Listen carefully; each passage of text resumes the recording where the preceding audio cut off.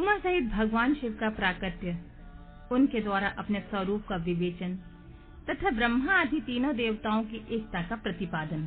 ब्रह्मा जी कहते हैं, नारद, भगवान विष्णु के द्वारा की हुई अपनी स्तुति सुनकर करुणानिधि महेश्वर बड़े प्रसन्न हुए और उमा देवी के साथ सहसा वहां प्रकट हो गए। उस समय उनके 5 मुख, प्रत्येक मुख में 3-3 नेत्र शोभा पाते थे। भाल देश में चंद्रमा का मुकुट सुशोभित था। सिर पर जटा धारण किए हुए गौरवर्ण विशाल नेत्र शिव ने अपने संपूर्ण अंगों में विभूति लगा रखी थी।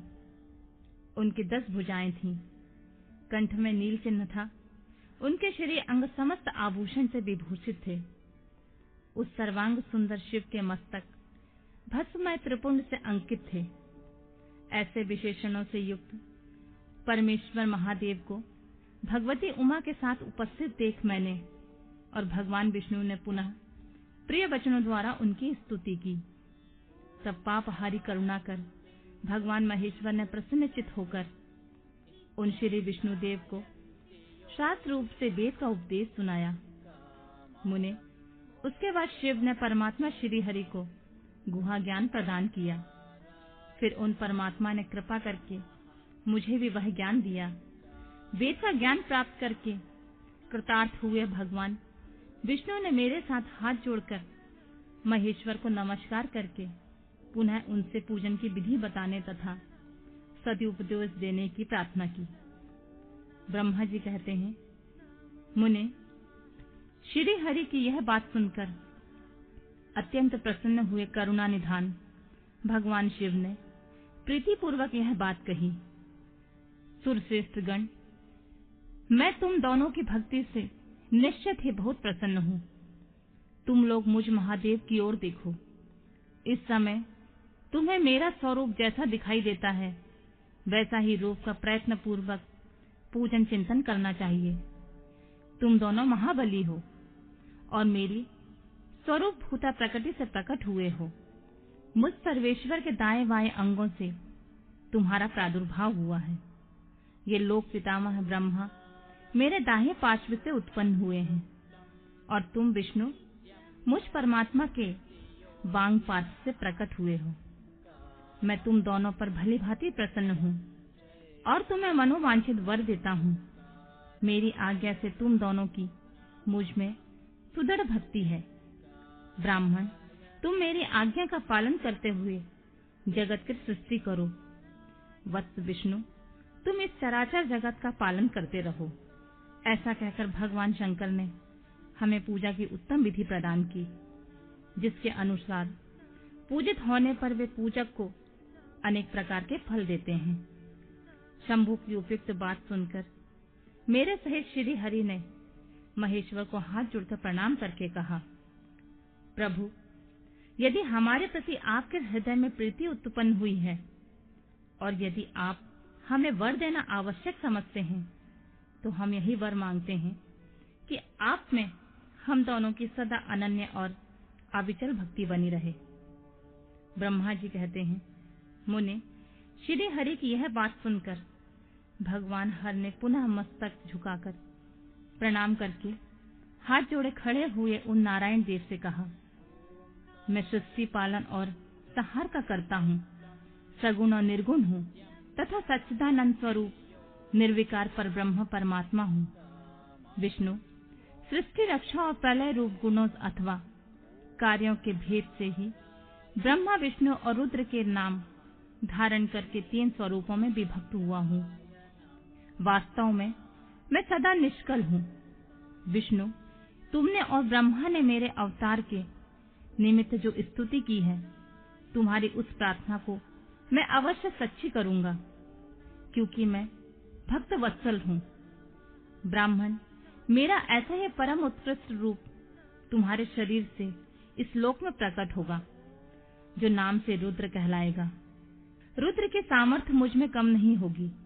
जो मैं हूँ वही यह रुद्र है। पूजा की विधि विधान की दृष्टि से भी मुझ में और उसमें कोई अंतर नहीं है। जैसे ज्योति का जल आदि के साथ संपर्क होने पर भी उसमें स्पर्श दोष नहीं लगता, उसी प्रकार मुझे निर्गुण परमात्मा को भी किसी के संयोग से बंधन नहीं प्राप्त होता। यह मेरा शिव रूप है। जब रुद्र प्रकट होंगे तब वे भी शिव के तुल्य होंगे। महामुने, उनमें और शिव के परायेपन का भेद नहीं करना चाहिए। वास्तव में एक ही रूप में सब जगत में व्यवहार निर्वाह के लिए दो रूप में विभक्त हो गया। अतः शिव और रुद्र में कभी भेद बुद्धि नहीं करनी चाहिए। वास्तव में सारा दृश्य ही मेरे विचार से शिव रूप है। मैं, तुम, ब्रह्मा तथा जो ये रुद्र प्रकट हुए हैं, वे सब के सब एक रूप हैं। इनमें भेद नहीं है। भेद मानने पर अवश्य ही बंधन होगा। तथापि मेरा शिव रूप ही सनातन है। यही सदा सब रूपों का मूलभूत कहा गया है। यह सत्य, ज्ञान और अनंत ब्रह्मा है। ऐसा जानकर सदा मेरे मन में यथार्थ स्वरूप का दर्शन करना चाहिए। ब्राह्मण, सुनो, मैं तुम्हें एक गोपनीय बात बता रहा हूँ। मैं स्वयं ब्रह्मा जी की भ्रुकुटी से प्रकट होऊंगा। गुणों में भी मेरा प्राकट्य कहा गया है। जैसा कि लोगों ने कहा है, हर तामस प्रकृति के हैं। वास्तव में उस रूप में अहंकार का वर्णन हुआ है। उस अहंकार को केवल तामसी नहीं, वैकारिक, सात्विक भी समझना चाहिए, क्योंकि सात्विक देवगण वैकारिक अहंकार की ही सृष्टि है। यह तामस और सात्विक आदि भेद केवल नाम मात्र का है, वस्तुतः नहीं है।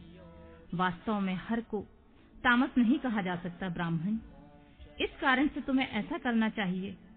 तुम तो इस सृष्टि के निर्माता बनो और श्री हरि इसका पालन करें, तथा मेरे अंश से प्रकट होने वाले जो रुद्र हैं, वे इनका प्रलय करने वाले होंगे। ये जो उमा नाम से विख्यात परमेश्वरी प्रकृति देवी हैं, इन्हीं की शक्ति भूता वाम देवी ब्रह्मा जी का सेवन करेंगी। फिर इन प्रकृति देवी से वहां जो दूसरी शक्ति प्रकट होगी, वे लक्ष्मी रूप से भगवान विष्णु का आश्रय लेगी।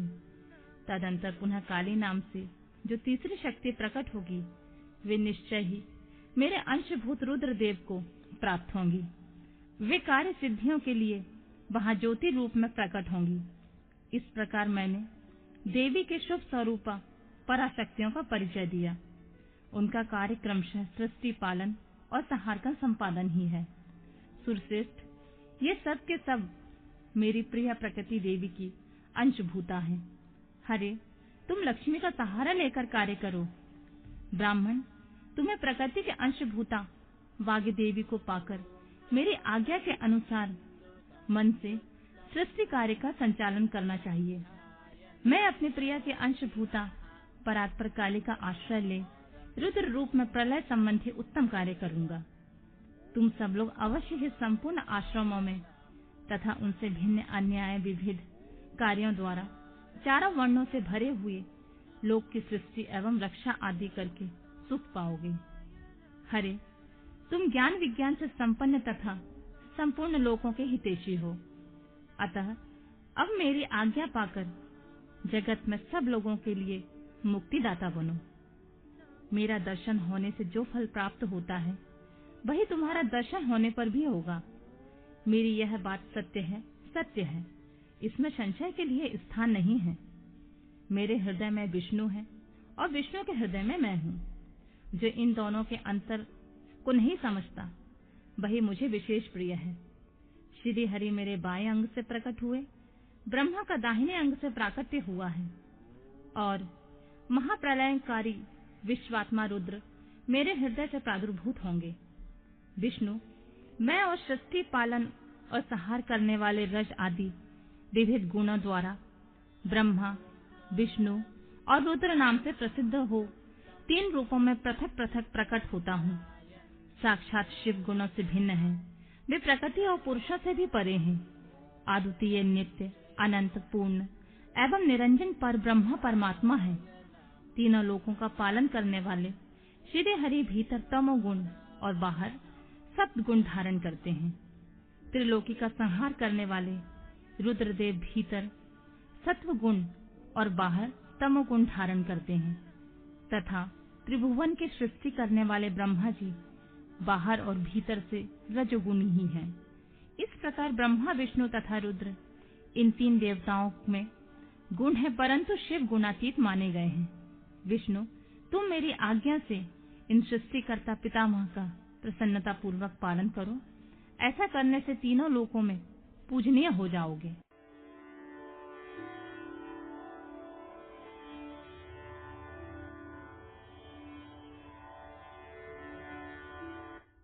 परमेश्वर शिव बोले, उत्तम व्रत का पालन करने वाले हरे विष्णु, अब तुम मेरी दूसरी आज्ञा सुनो। उसका पालन करने से तुम सदा समस्त लोकों में मानवीय और पूजनीय बने रहोगे। ब्रह्मा जी के द्वारा रचे इस लोक में कोई दुख या संकट उत्पन्न हो, तब तुम उन संपूर्ण दुखों का नाश करने वाले के लिए सदा तत्पर रहना। तुम्हारे संपूर्ण दुस्सह कार्यों की मैं तुम्हारी सहायता करूंगा। तुम्हारे जो दुजे और अनंत उत्कट शत्रु उत्पन्न होंगे, मैं उन सबको मार गिराऊंगा। हरि, तुम नाना प्रकार के अवतार धारण करके लोक में अपनी उत्तम कीर्ति का विस्तार करो। सबके उद्धार के लिए तत्पर रहो। तुम रुद्र का ध्येय हो और रुद्र तुम्हारे ध्येय हैं। तुम में और रुद्र में कुछ भी अंतर नहीं है। जो मनुष्य रुद्र का भक्त होकर तुम्हारी निंदा करेगा, उसका सारा पुण्य तत्काल भस्म हो जाएगा। पुरुषोत्तम विष्णु, तुमसे द्वेष करने के कारण मेरी आज्ञा से उनको नरक में गिरना पड़ेगा। यह बात सत्य है, सत्य है, इसमें कोई संशय नहीं है। तुम इस लोक में मनुष्य के लिए विशेषतः भोग और मोक्ष प्रदान करने वाले और भक्तों के ध्येय तथा पूज्य होकर प्राणियों का विग्रह तथा अनुग्रह करो। ऐसा कहकर भगवान शिव ने मेरा हाथ पकड़ लिया और श्री विष्णु को सौंपकर उनसे कहा, तुम संकट के समय सदा इनकी सहायता करते रहना। सबके अध्यक्ष होकर सबको भोग और मोक्ष प्रदान करना तथा सर्वदा समस्त कामनाओं का साधक एवं सर्वश्रेष्ठ बने रहना। जो तुम्हारी शरण में आ गया वह निश्चित ही मेरी शरण में आ गया। जो मुझ में और तुम में अंतर समझता है वह अवश्य नरक में ही गिरता है। ब्रह्मा जी कहते हैं, देवर्षि, भगवान शिव का यह वचन सुनकर मेरे साथ भगवान विष्णु ने सबको वश में करने वाले विश्वनाथ को प्रणाम करके मंद स्वर में कहा, करुणा सिंधु जगन्नाथ शंकर, मेरी यह बात सुनिए। मैं आपकी आज्ञा के अधीन रहकर यह सब कुछ करूंगा। स्वामिन, जो मेरा भक्त होकर आपकी निंदा करे, आप उसे निश्चित ही नरकवास प्रदान करें। नाथ, जो आपका भक्त है वह मुझे अत्यंत प्रिय है। जो ऐसा जानता है उसके लिए मोक्ष दुर्लभ नहीं है। श्री हरि का यह कथन सुनकर दुखारी हर ने उनकी बात का अनुमोदन किया और नाना प्रकार के धर्मों का उपदेश देकर हम दोनों के हित की इच्छा से हमें अनेक प्रकार के वर दिए। इसके बाद भक्त वत्सल भगवान शंभु कृपा पूर्वक हमारी ओर देखकर हम दोनों के देखते देखते सहसा वहां से अंतर्ध्यान हो गए। तभी से इस लोक में लिंग पूजा का विधान चालू हुआ। लिंग में प्रतिष्ठित भगवान शिव भोग और मोक्ष देने वाले हैं।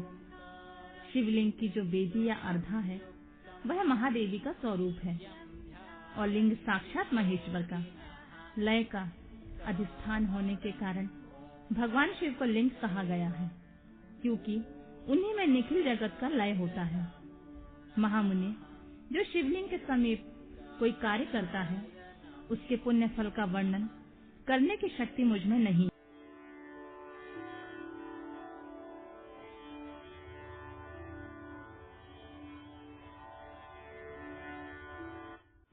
ऋषि बोले, व्यासशिष्य महाभाग, सूत जी, आपको नमस्कार है। आज आपने भगवान शिव की बड़ी अद्भुत और परम पावन कथा सुनाई है। दयानिधि, ब्रह्मा और नारद जी के संवाद के अनुसार आप हमें शिव पूजन की विधि बताइए, जिससे यहाँ भगवान शिव संतुष्ट होते हैं। ब्राह्मण, क्षत्रिय, वैश्य और शूद्र सभी शिव की पूजा करते हैं। वह पूजन कैसे करना चाहिए? आपने व्यास जी के मुख से इस विषय को जिस प्रकार सुना हो वह हमें भी बताइए। महर्षियों का वह कल्याणप्रद एवं श्रुति सम्मत वचन सुनकर सूत जी ने उन मुनियों के प्रश्न के अनुसार सब बातें प्रसन्नता पूर्वक बताईं। सूत जी बोले, मुनीश्वरों, आपने बहुत अच्छी बात पूछी है। परंतु वह रहस्य की बात है कि मैंने इस विषय को जैसे सुना है, वैसे जैसी मेरी बुद्धि है, उसके अनुसार आज कुछ कह रहा हूँ। जैसे आप लोग पूछ रहे हैं, उसी तरह पूर्व काल में व्यास जी ने सनत कुमार जी से पूछा था। फिर उसे उपमन्यु जी ने भी सुना था। व्यास जी ने शिव पूजन आदि जो भी विषय सुना था, उसे सुनकर उन्होंने लोकहित की कामना से मुझे पढ़ा दिया था। इसी विषय को भगवान श्री कृष्ण ने महात्मा उपमन्यु से पूछा था। इसी विषय को भगवान श्री कृष्ण ने महात्मा उपमन्यु से सुना था। पूर्व काल में ब्रह्मा ने नारद जी से इस विषय में जो कुछ कहा था, वही मैं इस समय कहूंगा। ब्रह्मा जी ने कहा, नारद, मैं संक्षेप में लिंग पूजन की विधि बता रहा हूँ, सुनो। जैसा पहले कहा गया है, वैसा जो भगवान शंकर का सुखमय, निर्मल और सनातन रूप है, उसका उत्तम भक्ति भाव से पूजन करें। इससे समस्त मनोवांछित फलों की प्राप्ति होगी। दरिद्रता, रोग, दुख तथा शत्रु जनित पीड़ा, ये 4 प्रकार के पाप तभी तक रहते हैं जब तक मनुष्य भगवान शिव का पूजन नहीं करता है। भगवान शिव की पूजा होते ही सारे दुख विलीन हो जाते हैं और समस्त सुखों की प्राप्ति होती है। तत्पश्चात समय आने पर उपासक की मुक्ति भी होती है, जो मानव शरीर का आश्रय लेकर मुख्यतः संतान सुख की कामना करता है। उसे चाहिए कि वह संपूर्ण कार्यों और मनोरथों के साधक महादेव जी की पूजा करे। ब्राह्मण, क्षत्रिय, वैश्य और शूद्र भी संपूर्ण कामनाओं तथा प्रयोजनों की सिद्धि के लिए क्रम से विधि के अनुसार भगवान शंकर की पूजा करे। प्रातःकाल ब्रह्म मुहूर्त में उठकर गुरु तथा शिव का स्मरण करके तीर्थों का चिंतन और भगवान विष्णु का ध्यान करें। फिर मेरा, देवताओं का और मुनि का आदि का स्मरण चिंतन करके स्तोत्र पाठ पूर्वक शंकर जी का विधि पूर्वक नाम लें। उसके बाद शैया से उठकर निवास स्थान से दक्षिण दिशा में जाकर मल त्याग करें। मुने, एकांत में मलोत्सर्ग करना चाहिए। मुने, उससे शुद्ध होने के लिए जो विधि मैंने सुन रखी है, उसे आज मैं कहता हूँ। मन को एकाग्र करके सुनो। ब्राह्मण गुदा की शुद्धि के लिए उसमें 5 बार शुद्ध मिट्टी का लेप करे और धोए। क्षत्रिय 12 बार, वैश्य 3 बार और शूद्र 2 बार विधि पूर्वक गुदा की शुद्धि के लिए उसमें मिट्टी लगाए। लिंग में 1 बार प्रयत्न पूर्वक मिट्टी लगानी चाहिए। तत्पश्चात बाएं हाथ से 10 बार और दोनों हाथों से 7 बार मिट्टी लगाकर धोए। 7 प्रत्येक पैर में 3-3 बार मिट्टी लगाए, फिर दोनों हाथों में मिट्टी लगाकर धोए। स्त्रियों को शूद्र की ही भांति अच्छी तरह मिट्टी लगानी चाहिए। हाथ पैर धोकर पूर्ववत शुद्ध मिट्टी लें और उसे लगाकर दांत साफ करें। फिर अपने वर्ण के अनुसार मनुष्य दंतवन करे। ब्राह्मण को 12 अंगुल की दंतवन करनी चाहिए। क्षत्रिय 11 अंगुल, वैश्य 10 अंगुल और शूद्र 9 अंगुल की दंतवन करे। यह दंतवन का मान बताया गया है। मनुस्मृति के अनुसार काल दोष का विचार करके ही दंतवन करे और त्याग दे।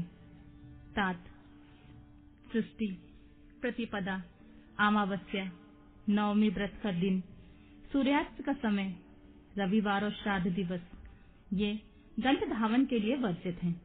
इनमें दंतवन नहीं करना चाहिए। दंतवन के पश्चात तीर्थ आदि में जाकर विधि पूर्वक स्नान करना चाहिए। विशेषतः देश काल आने पर मंत्रोच्चारण पूर्वक स्नान करना चाहिए। स्नान के पश्चात पहले आचमन करके वह धुला हुआ वस्त्र धारण करें।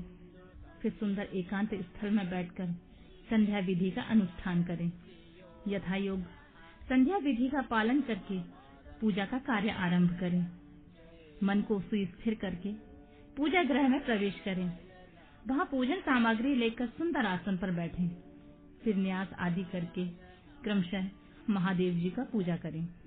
शिव जी की पूजा से पहले गणेश जी की, द्वारपालों की और दिक्पालों की भी भली भांति पूजा करके पीछे देवताओं के लिए पीठ स्थान की कल्पना करें अथवा अष्टदल कमल बनाकर पूजा द्रव्य के समीप बैठें और उस पर कमल पर ही भगवान शिव को समासीन करें।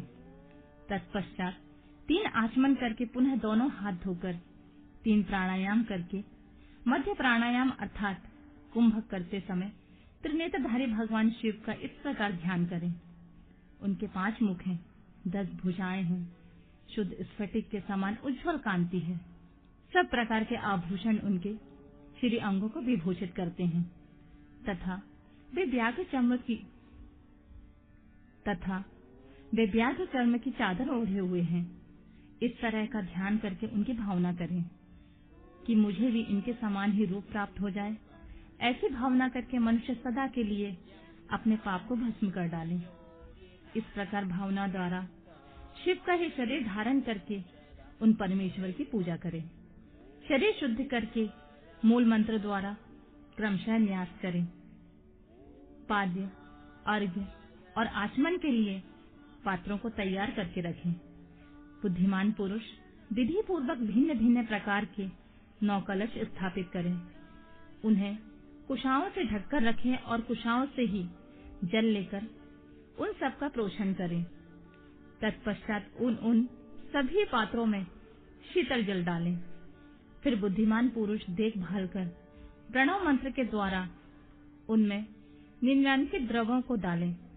खस और चंदन से पाद्या पात्र में रखे चमेली के फूल, शीतल चीनी, कपूर, बड़ की जड़ और तमाल, इन सबको यथोचित रूप से कूट पीस कर चूर्ण बना लें और आचमनीय के पात्र में डालें। इलायची और चंदन को भी सभी पात्रों में डालना चाहिए। देवादिदेव महादेव के पार्श्व भाग में नंदीश्वर का पूजन करें।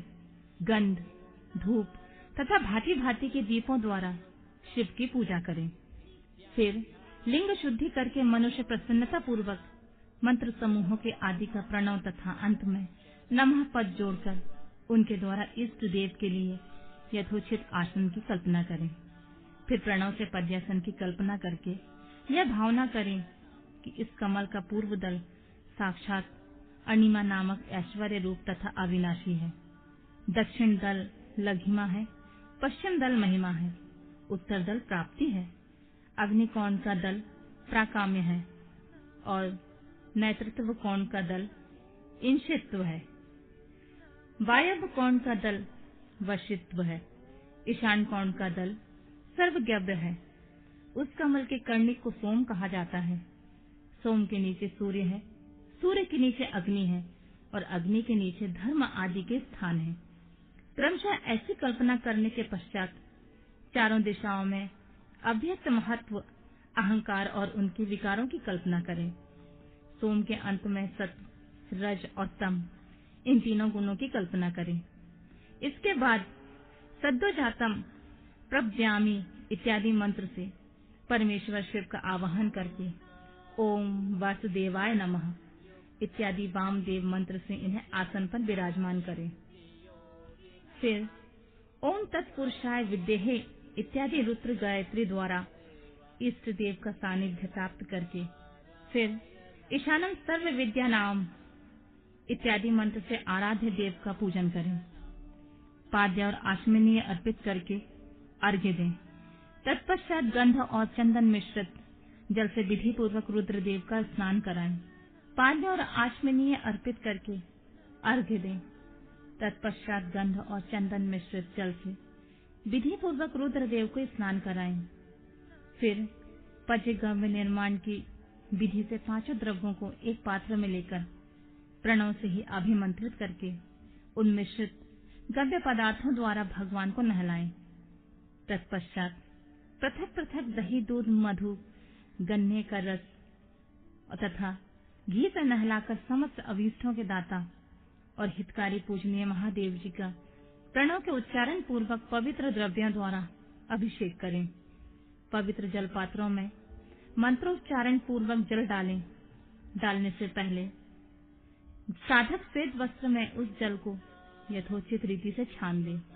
उस जल को तब तक दूर न करे जब तक इष्ट देव को चंदन न चढ़ा ले।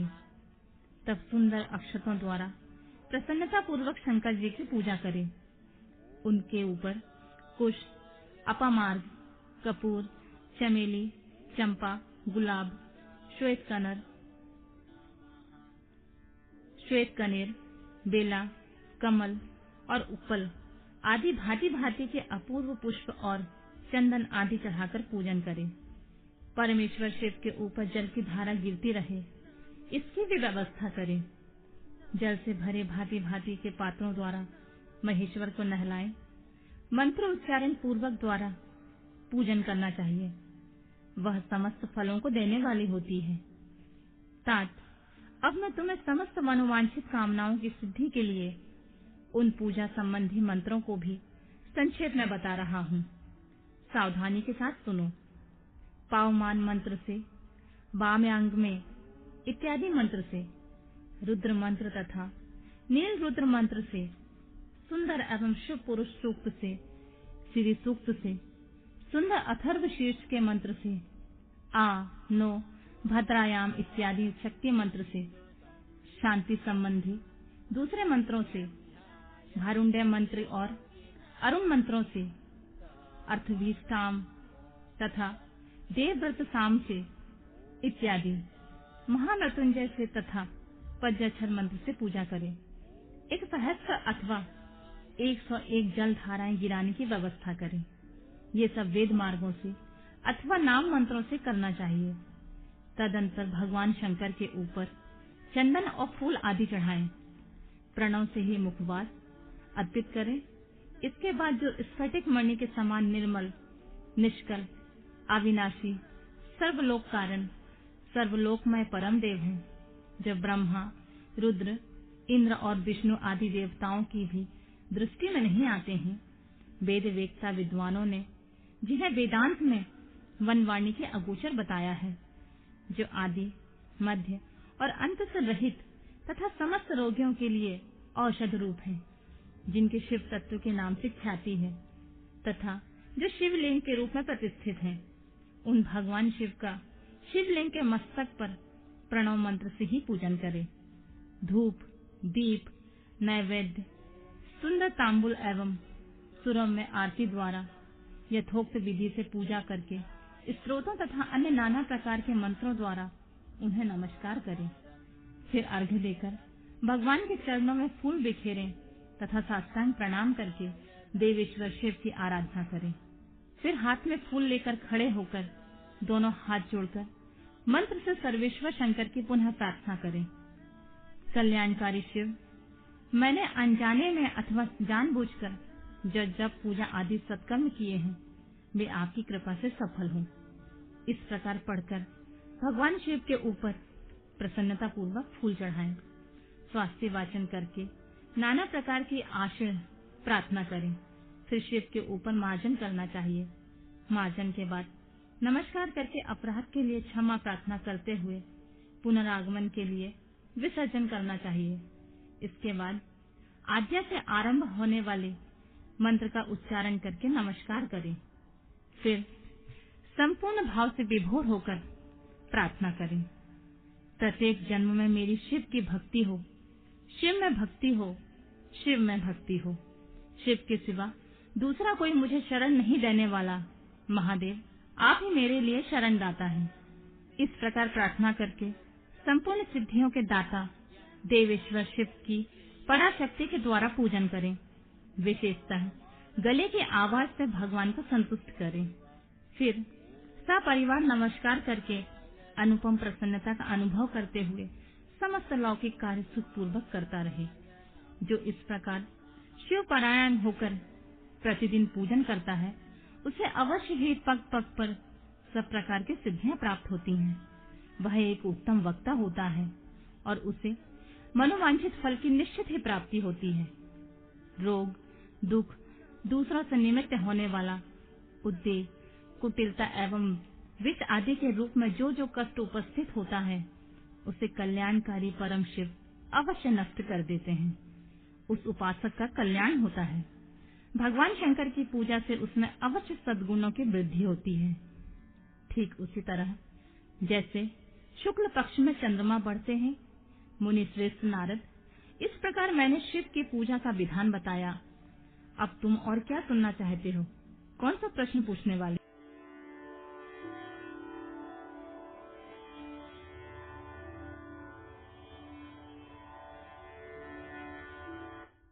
नारद जी बोले, ब्राह्मण, प्रजापति, आप धन्य हैं, क्योंकि आपकी बुद्धि भगवान शिव में लगी हुई है।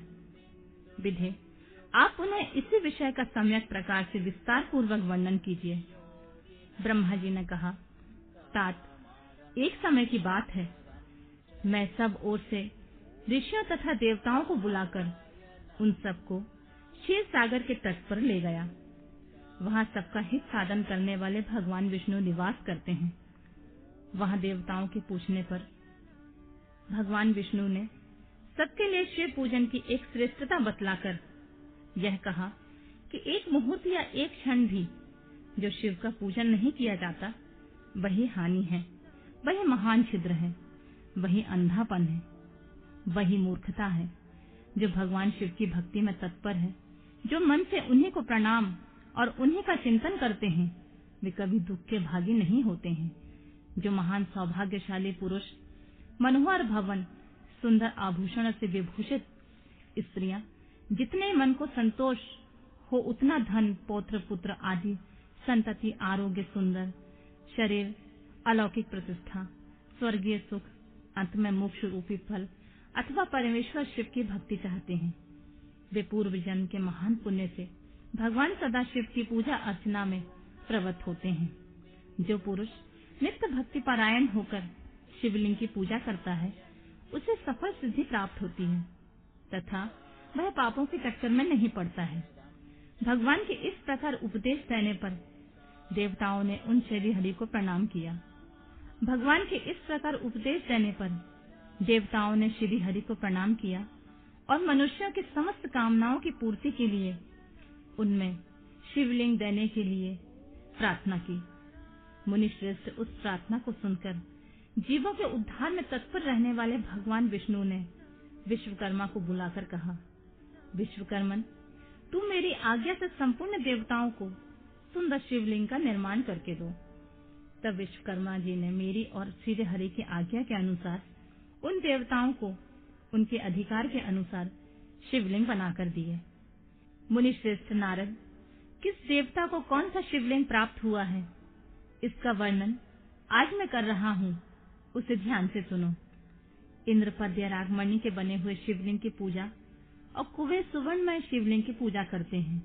धर्मपीत मणिमय पुखराज के बने हुए लिंग की तथा वरुण श्याम वर्ण के शिवलिंग की पूजा भगवान विष्णु इंद्र नीलमय तथा ब्रह्मा हेममय लिंग की पूजा करते हैं। मुने विश्वदेव गण चांदी के शिवलिंग की, वसुगण पीतल के बने हुए लिंग की तथा दोनों अश्विनी कुमार पार्थिव लिंग की पूजा करते हैं। लक्ष्मी देवी स्फटिकमय लिंग की, आदित्य गण ताम्रमय लिंग की, राजा सोम मोती के बने हुए लिंग की तथा अग्निदेव वज्र हीरे के लिंग की उपासना करते हैं। श्रेष्ठ ब्राह्मण और उनकी पत्नी मिट्टी के बने हुए शिवलिंग का, मयासुर चंदन निर्मित लिंग का और नागगण मूंगे के बने हुए शिवलिंग का आदर पूर्वक पूजन करते हैं। देवी मक्खन के बने हुए लिंग की, योगीजन भस्ममय लिंग की, यक्षगण दही निर्मित लिंग की, छाया देवी आटे से बने हुए लिंग की और ब्रह्म पत्नी रत्नमय शिवलिंग की निश्चित रूप से पूजा करती है। वाणसुर पारद या पार्थिव लिंग की पूजा करता है। दूसरे लोग भी ऐसा ही करते हैं। ऐसे ऐसे शिवलिंग बनाकर विश्वकर्मा ने विभिन्न लोगों को दे दिए और वे सब देवता और ऋषि उन लिंगों की पूजा करते हैं। भगवान विष्णु ने इस तरह देवताओं को उनके हित की कामना से शिवलिंग देकर उनसे तथा मुझ ब्रह्मा से पिनाकमणि महादेव की पूजन की विधि भी बताई। पूजा विधि संबंधी उनके वचनों को सुनकर देव शिरोमणि सहित मैं ब्रह्मा हृदय में हर्ष लिए अपने धाम में आ गया। मुने, वहां आकर मैंने समस्त देवताओं और ऋषियों को शिव पूजा की उत्तम विधि बताई, जो संपूर्ण अभीष्ट वस्तुओं को देने वाली है।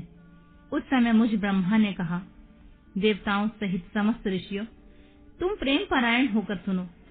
मैं प्रसन्नता पूर्वक तुमसे शिव पूजन की उस विधि का वर्णन करता हूँ जो भोग और मोक्ष देने वाली है। देवताओं और मुनीश्वरों, समस्त जंतुओं में मनुष्य जन्म प्राप्त करना प्रायः दुर्लभ है। उनमें भी उत्तम कुल में जन्म तो और भी दुर्लभ है। उत्तम कुल में भी आचारवान ब्राह्मणों के यहाँ उत्पन्न होना उत्तम पुण्य से ही संभव है। यदि वैसा जन्म सुलभ हो जाए तो भगवान शिव के संतोष के लिए उस उत्तम कर्म का अनुष्ठान करें जो अपने वर्ण और आश्रम के द्वारा शास्त्रों द्वारा प्रतिपादित है।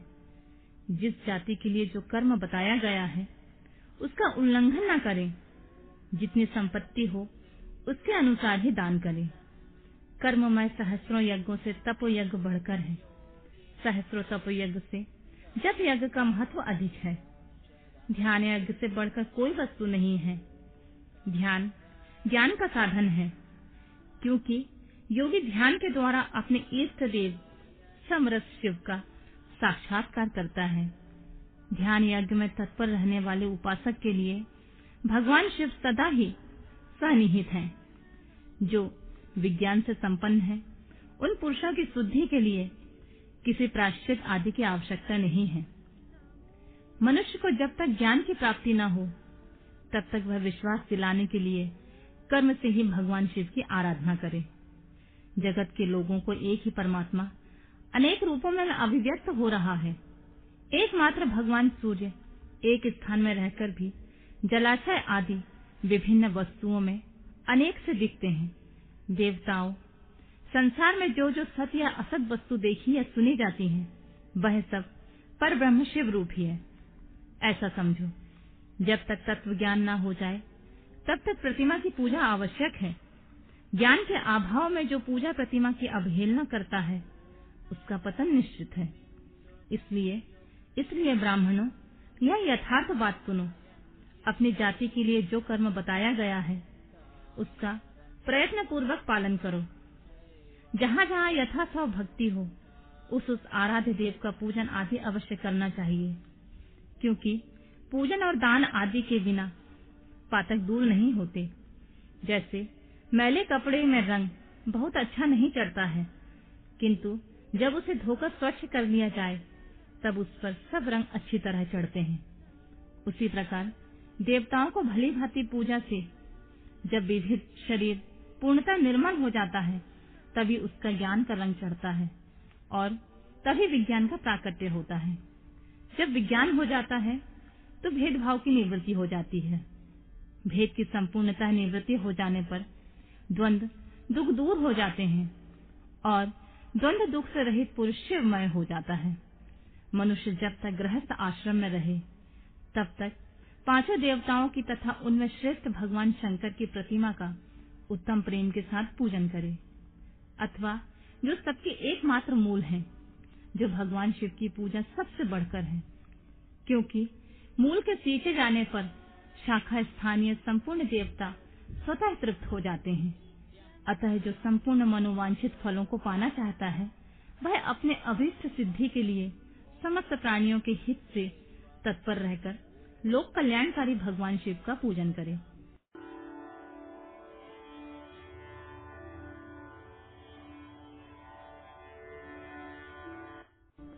ब्रह्मा जी कहते हैं, अब मैं पूजा की सर्वोत्तम विधि बता रहा हूँ जो समस्त अभीष्ट तथा सुखों को सुलभ कराने वाली है। देवताओं तथा ऋषियों, तुम ध्यान देकर सुनो। उपासक को चाहिए कि वह ब्रह्म मुहूर्त में शयन से उठकर जगदम्बा पार्वती सहित भगवान शिव का स्मरण करे तथा हाथ जोड़कर मस्तक झुकाकर भक्ति पूर्वक उनसे प्रार्थना करे। देवेश्वर, उठिए, उठिए, मेरे हृदय मंदिर में शयन करने वाले देवता, उठिए। उमाकांत, उठिए और ब्रह्मांड में सबका मंगल कीजिए। मैं धर्म को जानता हूँ, किंतु मेरी उनमें प्रवृत्ति नहीं है। मैं अधर्म को जानता हूँ, परंतु मैं उससे दूर नहीं हो पाता हूँ। महादेव, आप मेरे हृदय में स्थित होकर मुझे जैसी प्रेरणा देते हैं वैसा ही मैं करता हूँ। इसी प्रकार भक्ति पूर्वक कहकर अपने गुरुदेव के चरण पादुकाओं को स्मरण करके बाहर से दक्षिण भाग में मलमूत्र का त्याग करने के लिए जाएं। मल त्याग करने के बाद मिट्टी और जल से धोने के बाद शरीर की शुद्धि करके दोनों हाथों और पैरों को धोकर दंतवन करें। सूर्योदय होने से पहले ही दंतवन करके मुख को 16 बार जल की अंजलि से धोएं। देवताओं तथा ऋषियों, षष्ठी प्रतिपदा, अमावस्या और नवमी तिथियों तथा रविवार के दिन शिव भक्त को यत्न पूर्वक दंतवन का त्याग कर देना चाहिए। अवकाश के अनुसार नदी आदि में जाकर घर में ही भली भांति स्नान करें। मनुष्य को देश और काल के विरुद्ध स्नान नहीं करना चाहिए। रविवार, श्राद्ध, संक्रांति, ग्रहण, महादान, तीर्थ, उपवास दिवस अथवा अशौच प्राप्त होने पर मनुष्य गर्म जल से स्नान न करे। शिव भक्त मनुष्य तीर्थ आदि में प्रवाह के सम्मुख होकर स्नान करें। जो नहाने के पहले तेल लगाना चाहे उसे विहित एवं निषिद्ध दिनों का विचार करके ही तेलांग करना चाहिए। जो प्रतिदिन तेल लगाता हो अथवा जो तेल इत्र आदि से वासित हो, उसका लगाना किसी भी दिन दूषित नहीं है। सरसों का तेल ग्रहण को छोड़कर किसी दूसरे दिन भी दूषित नहीं होता। इस तरह देश काल का विचार करके विधि पूर्वक स्नान करें। स्नान के समय अपने मुख को उत्तर अथवा पूर्व की ओर रखना चाहिए। शुद्ध वस्त्र से इष्ट देव के स्मरण पूर्वक स्नान करें। जिस वस्त्र को दूसरों ने धारण किया हो अथवा जो दूसरों के पहनने की ही वस्तु हो तथा जिसे स्वयं रात में धारण किया गया हो, वह वस्त्र उचित कहलाता है। उससे तभी स्नान किया जा सकता है जब उसे धो लिया गया हो। स्नान के पश्चात देवताओं, ऋषियों तथा पितरों की तृप्ति देने वाला स्नानांग तर्पण करना चाहिए। उसके बाद धुला हुआ वस्त्र पहने और आचमन करें। द्विजतमो, गोबर आदि से लीप पोत कर स्वच्छ किए हुए शुद्ध स्थान में जाकर वहां सुंदर आसन की व्यवस्था करें। वह आसन विशुद्ध काष्ठ का बना हुआ, पूरा फैला हुआ तथा विचित्र होना चाहिए। ऐसा आसन संपूर्ण अभीष्ट तथा फलों को देने वाला होता है। उसके ऊपर बिछाने के लिए यथायोग मृग चर्म आदि का ग्रहण करें। शुद्ध बुद्धि वाला पुरुष उस आसन पर बैठकर भस्म से त्रिपुंड लगाएं। त्रिपुंड से जप तप तथा दान सफल होता है। भस्म के अभाव में त्रिपुंड का साधन जल आदि बताया गया है। इस तरह त्रिपुंड करके मनुष्य रुद्राक्ष धारण करे, अपने नित्य कर्म के संपादन करके फिर शिव की आराधना करे। तत्पश्चात 3 बार मंत्रोच्चारण के पूर्वक आचमन करे। फिर वहां शिव की पूजा के लिए अन्न और जल लाकर रखें। दूसरी कोई जो वस्तु आवश्यक हो उसे यथाशक्ति जुटाकर अपने पास रखें। इस प्रकार पूजन सामग्री का संग्रह करके वहां धैर्य पूर्वक स्थिर भाव से बैठें। फिर जल, गंध और अक्षत से युक्त एक अर्घ्य पात्र लेकर उसे दाहिने भाग में रखें। उससे उपचार की सिद्धि होती है। फिर गुरु का स्मरण करके उसकी आज्ञा लेकर विधिवत संकल्प करके अपनी कामनाओं को अलग न रखते हुए पराशक्ति से सपरिवार शिव का पूजन करें। एक मुद्रा दिखाकर सिंदूर आदि उपचारों द्वारा सिद्धि बुद्धि सहित विघ्नहारी गणेश जी का पूजन करें। लक्ष्य और लाभ से युक्त गणेश जी का पूजन करके उनके नाम के आदि का प्रणव तथा अंत में नमः जोड़कर नाम के साथ चतुर्थी विभक्ति का प्रयोग करते हुए नमस्कार करें। उसके बाद उनसे क्षमा याचना करके पुनः भाई कार्तिकेय सहित गणेश जी का पराभक्ति से पूजन करके उन्हें बारंबार नमस्कार करें। तत्पश्चात सदा द्वार पर खड़े रहने वाले द्वारपाल महोदय का पूजन करके सती साध्वी गिरि राजकुमारी उमा जी का पूजन करें। चंदन, कुमकुम तथा धूप, दीप आदि अनेक उपचारों तथा नाना प्रकार के नैवेद्यों से शिवा का पूजन करके नमस्कार करने के पश्चात साधक शिव जी के समीप जाए। यथासंभव अपने घर में मिट्टी, सोना, चांदी, धातु या अन्य पारे आदि की शिव प्रतिमा बनाएं और उसमें नमस्कार करके भक्ति परायण हो उसकी पूजन करें। उसकी पूजा हो जाने पर सभी देवता पूजित हो जाते हैं। मिट्टी का शिवलिंग बनाकर विधि पूर्वक उसकी स्थापना करें। अपने घर में रहने वाले लोगों को स्थापना संबंधी सभी नियमों का सर्वथा पालन करना चाहिए। भूत शुद्धि तथा मातृका न्यास करके प्राण प्रतिष्ठा करें। शिवालय में दिक्पालों की भी स्थापना करके उनकी पूजा करें। घर में सदा मूल मंत्र का प्रयोग करके शिव की पूजा करनी चाहिए। वहां द्वारपालों का पूजन सर्वथा नियम नहीं है। भगवान शिव के समीप ही अपने लिए आसन की व्यवस्था करें। उस समय उत्तराभिमुख बैठकर फिर आचमन करें। उसके बाद दोनों हाथ जोड़कर तब प्राणायाम करें। प्राणायाम काल में मनुष्य को मूल मंत्र की 10 आवृत्तियां करनी चाहिए। हाथों से 5 मुद्राएं दिखाएं। यह पूजा का आवश्यक अंग है। इन मुद्राओं का प्रदर्शन करके ही मनुष्य पूजा विधि का अनुसरण करे। फिर वहां दीप जलाकर गुरु को नमस्कार करके पद्यासन अथवा भद्रासन में सुखपूर्वक बैठकर पूजन का प्रयोग करें। फिर अर्घ्य पात्र से उत्तम शिवलिंग का प्रक्षालन करें। मन को भगवान शिव से अन्यत्र न ले जाकर पूजा सामग्री को अपने पास रखकर निम्नलिखित मंत्र समूह से महादेव जी का आवाहन करें। जो कैलाश के शिखर पर निवास करते हैं, हे पार्वती देवी के सती समस्त देवताओं से उत्तम है, जिनके स्वरूप का शास्त्रों में यथावत वर्णन किया गया है, जो निर्गुण होते हुए भी गुण रूप हैं, जिनके 5 मुख और 10 भुजाएं और प्रत्येक मुखमंडल में 3-3 नेत्र हैं, जिनकी ध्वजा पर वृषभ का चिन्ह अंकित है। अंग कांति कपूर के समान गौर है, जो दिव्य रूपधारी चंद्रमा रूपी मुकुट से सुशोभित तथा सिर पर जटाजूट धारण करने वाले हैं, जो हाथी की खाल पहनते हैं और व्याघ्र चर्म ओढ़ते हैं, जिनका स्वरूप शुभ है, जिनके अंगों में बासुकी आदि नाग लिपटे रहते हैं, जो पिनाक आदि आयु धारण करते हैं, जिनके आगे 8 सिद्धियां निरंतर नृत्य करती रहती हैं। भक्त समुदाय जय जयकार करते हुए जिनकी सेवा में लगे रहते हैं।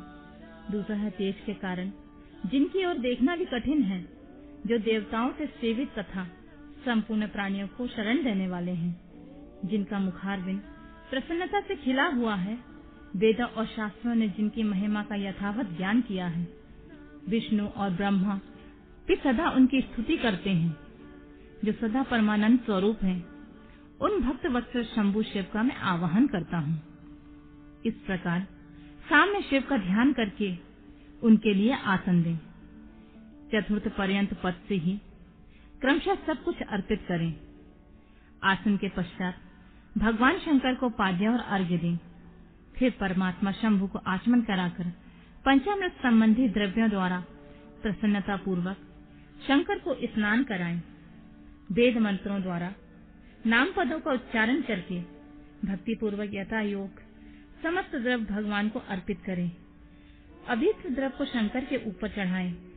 फिर भगवान शिव को वारुण स्नान कराएं।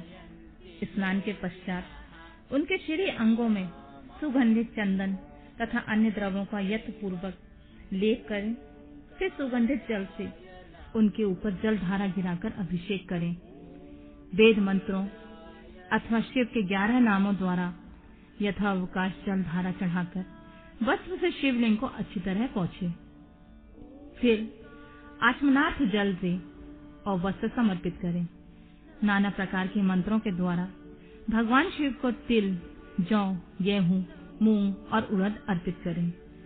फिर 5 मुख वाले परमात्मा शिव को पुष्प चढ़ाएं। प्रत्येक मुख पर ध्यान के अनुसार यथोचित अभिलाषा करके कमल, शतपत्र, शंख पुष्प, कुश पुष्प, धतूर, मंदार, द्रोण पुष्प, तुलसी दल एवं बिल्व पत्र चढ़ाकर पराभक्ति के साथ भक्त वत्सल भगवान शंकर की विशेष पूजा करें। ये सब वस्तुओं का अभाव होने पर शिव को केवल बिल्व पत्र ही अर्पित करें। बिल्व पत्र समर्पित होने से शिव की पूजा सफल होती है। तत्पश्चात सुगंधित चूर्ण और सुवासित उत्तम तेल विविध वस्तुएं बड़े हर्ष के साथ भगवान शिव को अर्पित करें। फिर प्रसन्नता पूर्वक गुग्गल तथा अगुरु आदि की धूप निवेदन करें। तत्पश्चात शंकर जी को घी से भरा हुआ दीपक दें। इसके बाद निम्नलिखित मंत्रों से भक्ति पूर्वक पुनः अर्घ्य दें और भक्ति भाव द्वारा वस्त्र से उनके मुख का मार्जन करें। प्रभु महादेव जी, आपको मेरा नमस्कार है। आप इस अर्घ्य को स्वीकार करके मुझे रूप दीजिए, यश दीजिए, भोग दीजिए तथा भोग और मोक्ष रूपी फल प्रदान कीजिए। इसके पश्चात भगवान शिव को भांति भांति उत्तम नैवेद्य अर्पित करें। नैवेद्य के पश्चात प्रेम पूर्वक आचमन कराएं। उसके बाद सांगोपांग तांबूल बनाकर शिव को समर्पित करें। फिर 5 बत्ती की आरती बनाकर भगवान को दिखाएं। उनकी संख्या इस प्रकार है: पैरों में 4, नाभि मंडल के सामने 2 बार, मुख के समक्ष 1 बार तथा अन्य संपूर्ण अंगों में 7 बार आरती दिखाएं। तत्पश्चात नाना प्रकार के स्तोत्रों द्वारा प्रेम पूर्वक भगवान वृषभ ध्वज की स्तुति करें। तदनंतर धीरे धीरे शिव की परिक्रमा करें। परिक्रमा के बाद भक्त पुरुष साष्टांग प्रणाम करें और मंत्र से भक्ति पूर्वक पुष्पांजलि दें। ऐसा जानकर हे गौरीनाथ, भूतनाथ, आप मुझ पर प्रसन्न होइए। प्रभु, धरती पर जिनके पैर लड़खड़ा जाते हैं उनके लिए भूमि ही सहारा है। उसी प्रकार जिन्होंने आपके प्रति अपराध किए हैं उनके लिए भी आप ही शरणदाता हैं। इत्यादि रूप से बहुत बहुत प्रार्थना करके उत्तम विधि से पुष्पांजलि अर्पित करने के पश्चात पुनः भगवान को नमस्कार करें और फिर मंत्र से विसर्जन करना चाहिए। देवेश्वर प्रभु, अब आप परिवार सहित अपने स्थान को पधारें। नाथ, अब पूजा का समय हो गया है, तब पुनः आप यहाँ सादर पदार्पण करें। इस प्रकार भक्त वत्सल शंकर जी की बारंबार प्रार्थना करके उनका विसर्जन करें और उस जल को अपने हृदय से लगाएं तथा मस्तक पर चढ़ाएं। ऋषियों, इस तरह मैंने शिव पूजन की सारी विधि बता दी है जो भोग और मोक्ष देने वाली है। अब और क्या सुनना चाहते हो?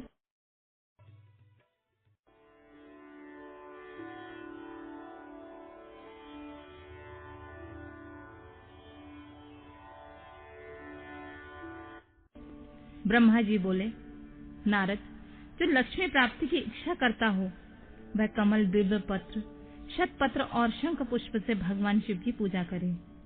ब्राह्मण, यदि 1 लाख की संख्या में इन पुष्पों द्वारा भगवान शिव की पूजा संपन्न हो जाए तो सारे पापों का नाश हो जाता है और लक्ष्मी की प्राप्ति भी होती है। इसमें कोई संशय नहीं है। प्राचीन पुष्पों ने 20 कमलों का एक प्रस्थ बताया है। 1 सहस्र बिल्व पत्रों को भी एक प्रस्थ कहा गया है। 1 सहस्र शतपत्र से आधे प्रस्थ की परिभाषा की गई है। 16 पलों का एक प्रस्थ होता है जो 10 टंकों का एक पल। इस मान से पत्र, पुष्प आदि को तौलना चाहिए। जब पूर्वोक्त संख्या वाले पुष्पों से शिव की पूजा हो जाती है तब सकाम पुरुष अपने संपूर्ण अभीष्ट को प्राप्त कर लेता है। यदि उपासक के मन में कोई कामना ना हो तो वह पूर्वोक्त पूजन से शिव रूप हो जाता है। मृत्युंजय मंत्र का जब 5 लाख जब पूरा हो जाता है तब भगवान शिव प्रत्यक्ष दर्शन देते हैं। 1 लाख के जप से शरीर की शुद्धि होती है। दूसरे लाख से जप का पूर्व जन्म की बातों का स्मरण होता है। 3 लाख पूर्ण होने पर संपूर्ण काम्य वस्तुएं प्राप्त होती हैं। चौथे लाख का जप होने पर स्वप्न में भगवान शिव का दर्शन होता है और 5वें लाख का जप जो ही पूरा होता है भगवान शिव उपासक के सम्मुख तत्काल प्रकट हो जाते हैं। इसी मंत्र से 10 लाख का जप हो तो सारी संपूर्ण सिद्धि की प्राप्ति हो जाती है। जो मोक्ष की अभिलाषा रखता है वह दर्भों द्वारा शिव का पूजन करे। मुनिश्रेष्ठ, सर्वत्र लाख की ही संख्या समझनी चाहिए। आयु की इच्छा रखने वाला पुरुष 1 लाख दुर्वाओं द्वारा पूजन करे। जिसे पुत्र की अभिलाषा हो वह धतूरे के 1 लाख फूलों से पूजा करे। लाल डंठल वाला धतूरा पूजन में शुभदायक माना गया है। अगस्त में 1 लाख फूलों से पूजा करने वाला पुरुष को महान यश की प्राप्ति होती है। यदि तुलसी दल से शिव की पूजा करें तो उपासक को भोग तथा मोक्ष दोनों सुलभ होते हैं। लाल और सफेद आंख, अपमार्ग और श्वेत कमल के 1 लाख फूलों द्वारा पूजा करने से उसी फल की प्राप्ति होती है। जपा, अड़हुल के 1 लाख फूलों से की गई पूजा शत्रुओं को मृत्यु देने वाली होती है। करवीर के 1 लाख फूल से यदि शिव के पूजन में उपयोग में लाए जाएं, तो वे यहाँ रोग का निवारण करने वाले होते हैं। बंदूक के फूलों के पूजन करने से आभूषण की प्राप्ति होती है। चमेली से शिव की पूजा करके मनुष्य वाहनों को उपलब्ध करता है। इसमें संशय नहीं है। अलसी के फूलों से महादेव का पूजन करने वाला पुरुष भगवान विष्णु को प्रिय होता है। शमी पत्रों से पूजा करके मनुष्य मोक्ष को प्राप्त कर लेता है। बेला के फूल चढ़ाने पर भगवान शिव अत्यंत शुभ लक्षणा पत्नी प्रदान करते हैं। जूही के फूलों से पूजा की जाए तो घर में कभी अन्न की कमी नहीं होती है। कनेर के फूलों से पूजा करने पर मनुष्य को वस्त्र की प्राप्ति होती है। सेंदुआरी के सैफालिका के फूल से शिव का पूजन किया जाए तो मन निर्मल होता है। 1 लाख बिल्व पत्र चढ़ाने पर मनुष्य अपनी सारी काम्य वस्तुएं प्राप्त कर लेता है। हरि श्रृंगार के फूल से पूजा करने पर सुख संपत्ति की वृद्धि होती है। वर्तमान ऋतु में पैदा होने वाले फूल यदि शिव की सेवा में समर्पित किए जाएं, तो वे मोक्ष देने वाले होते हैं, इसमें कोई संशय नहीं है। राई के फूल शत्रुओं को मृत्यु प्रदान करने वाले होते हैं। इन फूलों को 1-1 लाख की संख्या में शिव के ऊपर चढ़ाया जाए तो भगवान शिव प्रचुर फल प्रदान करते हैं। चंपा और केवड़े को छोड़कर शेष सभी फूल भगवान शिव को चढ़ाए जा सकते हैं। विप्रवर, महादेव जी के ऊपर चावल चढ़ाने से मनुष्य की लक्ष्मी बढ़ती है। ये चावल अखंडित होने चाहिए और उन्हें उत्तम भक्ति भाव से शिव के ऊपर चढ़ाना चाहिए। रुद्र प्रधान मंत्र से पूजा करके भगवान शिव के ऊपर सुंदर वस्त्र चढ़ाएं, उसी पर चावल रखकर समर्पित करें तो उत्तम है। भगवान शिव के ऊपर गंध, पुष्प आदि के साथ एक श्रीफल चढ़ाकर धूप आदि का निवेदन करें तो पूजा का पूरा फल प्राप्त होता है। वहां शिव के समीप 12 ब्राह्मण को भोजन कराएं। इससे मंत्र पूर्वक सांगोपांग लक्ष्य पूजा संपन्न होती है। जहाँ 100 मंत्र जपने की विधि हो, वहाँ 108 मंत्रों का जाप का विधान किया गया है। तिलों द्वारा शिव को 1 लाख आहुति दी जाए अथवा 1 लाख तिलों से शिव की पूजा की जाए तो वह बड़े बड़े पातकों का नाश करने वाली होती है। जौ द्वारा की हुई शिव की पूजा स्वर्गीय सुख की वृद्धि करने वाली, ऐसा ऋषियों का कथन है। गेहूं के बने हुए पकवान से की हुई शंकर जी की पूजा निश्चय ही बहुत उत्तम मानी गई है। यदि उससे 1 लाख बार पूजा हो तो उससे संतान की वृद्धि होती है। यदि मूंग से पूजा की जाए तो भगवान शिव सुख प्रदान करते हैं। प्रियंगु कंगनी द्वारा सर्वाध्यक्ष परमात्मा शिव का पूजन करने मात्र उपासक के धर्म, अर्थ और काम भोग की वृद्धि होती है तथा वह पूजा समस्त सुखों को देने वाली होती है। अरहर के पत्तों से श्रृंगार करके भगवान शिव की पूजा करें। यह पूजा नाना प्रकार के सुखों और संपूर्ण फलों को देने वाली होती है। मुनि श्रेष्ठ, अब फूलों की लक्ष्य संख्या का तौल बताया जा रहा है। प्रसन्नता पूर्वक सुनो। सूक्ष्म मान का प्रदर्शन करने वाले व्यास जी ने एक प्रस्थ शंख पुष्प को 1 लाख बताया। 11 प्रस्थ चमेली के फूल हो तो वही 1 लाख फूलों का मान कहा गया है। जूही के 1 लाख फूलों का वही मान है। राई के 1 लाख फूलों का वही 5.5 प्रस्थ है। उपासक को चाहिए वह निष्काम होकर मोक्ष के लिए भगवान शिव की पूजा करे। भक्ति भाव से विधि पूर्वक शिव की पूजा करके भक्तों को पीछे जलधारा समर्पित करनी चाहिए। ज्वर में जो मनुष्य प्रलाप करने लगता है उसकी शांति के लिए जलधारा शुभ कारक बताई गई है। शतरुद्रीय मंत्र से, रुद्रीय 11 पाठों से, रुद्र मंत्रों के जप से, पुरुष सूक्त से 6 ऋचा वाले, रुद्र सूक्त से, महामृत्युंजय जप से, गायत्री मंत्र से अथवा शिव के शास्त्रोक्त नामों के आदि से प्रणव और अंत में नमः पद जोड़कर बने हुए मंत्रों द्वारा जलधारा आदि अर्पित करनी चाहिए। सुख और संतान की वृद्धि के लिए जलधारा द्वारा पूजन उत्तम बताया गया है। उत्तम भस्म धारण करके उपासक को प्रेम पूर्वक नाना प्रकार के शुभ एवं दिव्य द्रव्यों द्वारा शिव की पूजा करनी चाहिए और शिव पर उनके सहस्त्र नाम मंत्रों से घी की धारा चढ़ानी चाहिए। ऐसा करने पर वंश का विस्तार होता है, इसमें संशय नहीं है। इसी प्रकार यदि 10,000 मंत्रों के द्वारा शिव की पूजा की जाए तो प्रमेह रोग की शांति होती है और उपासक को मनोवांछित फलों की प्राप्ति हो जाती है। यदि कोई नपुंसकता को प्राप्त हो तो वह घी से शिव जी की भली भांति पूजा करे तथा ब्राह्मणों को पूजन कराएं तथा ब्राह्मणों को भोजन कराएं। साथ ही उसके लिए मुनीश्वरों ने प्रजापत्य व्रत का भी विधान किया है। यदि बुद्धि जड़ हो जाए तो उस अवस्था में पूजक को केवल शर्करा मिश्रित दूध की धारा चढ़ानी चाहिए। ऐसा करने पर उसे बृहस्पति के समान उत्तम बुद्धि प्राप्त हो जाती है। जब तक 10,000 मंत्रों का जप पूरा न हो जाए तब तक पूर्वाक्त दूध धारा द्वारा भगवान शिव का उत्कृष्ट पूजन चालू रहना चाहिए। जब तन मन अकारण ही उचट जाए, कहीं भी प्रेम न रहे, दुख बढ़ जाए और अपने घर में सदा कलह रहने लगे, तब पूर्वोक्त रूप से दूध की धारा चढ़ाने से सारा दुख नष्ट हो जाता है। सुवासित तेल की पूजा से भोगों की वृद्धि होती है। यदि मधु से पूजा की जाए तो राज्य क्षमा रोग दूर हो जाता है।